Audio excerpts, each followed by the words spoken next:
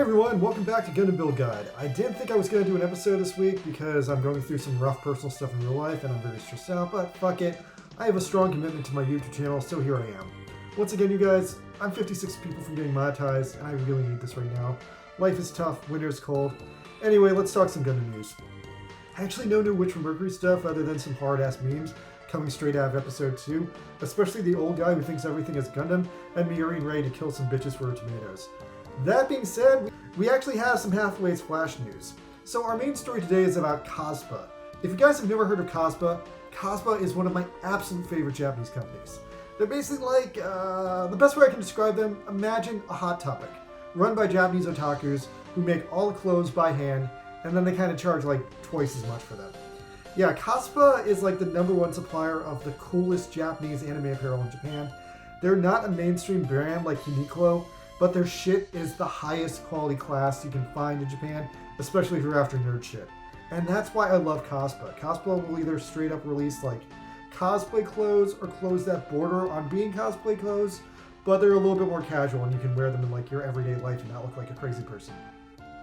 When I was younger, I always wanted to visit COSPA and just buy up like a straight military uniform of like the Zeon Army, because like they sell that just casually and like all the gear you would ever need to like complete it. Unfortunately, the Zeon military uniform, that's going to set you back like an easy 200 to 400. Hell, I think even if you just bought the Char Azimuth helmet, that's like 300 by itself. I actually visited the store in person when I went to Akihabara.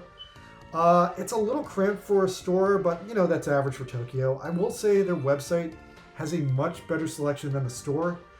Anyway, what's got them in the news this week, they've released a screen-accurate Hathaway Null pilot suit, which if I'm judging by the material, you can also use it as a pair of pajamas. Extremely expensive pajamas. So yeah, regarding these Hathaway pajamas, if you just want the top, $350. If you just want the pants are $220. So if you want the whole thing, $570. So buyer beware, especially because it's a tight Japanese size suit. Honestly, if you're just trying to cosplay as Hathaway, I would maybe think about buying the jacket, but you can definitely buy or make your own pants for $220. It's just like blue pants with like a thing around them. Anyway, that's the most interesting thing of the news this week. Other than that, Bandai is apparently releasing an HTUC of Yu Kajima's Jigen from Char's Counterattack. Now, that's really weird because Yu Kajima is not in Char's Counterattack. He's the protag of the Blue Destiny, the Gundam side story game on Sega Saturn. I guess he survived that and apparently fought in the CCA war with his really interesting blue-chested Jigen.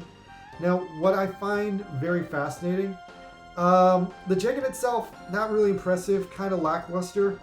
The only thing it has going for it is this custom blue chest piece. Why couldn't they have just made the whole thing blue? At least that would have been interesting. But at least it's an interesting story and an interesting talking piece. Alright, anyway, that's the Gundam news this week. Alright, now let me flip topics to Gundam Breaker Mobile, where it's another slow week with almost nothing going on. We have a new mission for a charity Gundam X, and I'm extremely bemused by this, since the Gundam X was one of the first Gundams in this game, and now we have another one. On top of that, we do have a new banner, and it's the Master Grade Scale Nightingale. This is a good suit, actually, not gonna lie. I did 2 pulls on it, and I got 2 parts.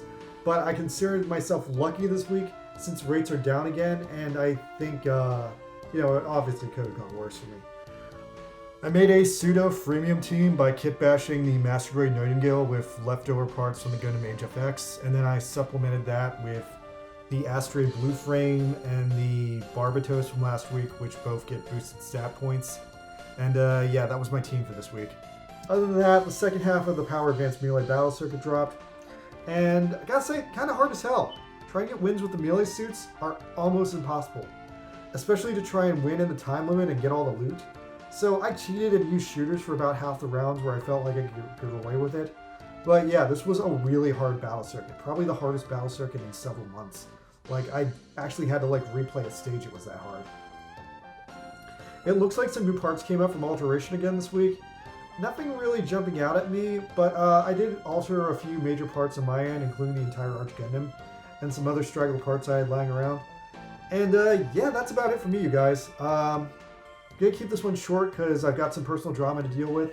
I'll catch you guys next week. I'm not sure if I'm gonna put out any other videos this week because I've got some other stuff to deal with. So Have a nice week, and I am trying to get my views up, so check out one of these older videos I made. Like, check out this one. This one's really interesting. All right, later, guys.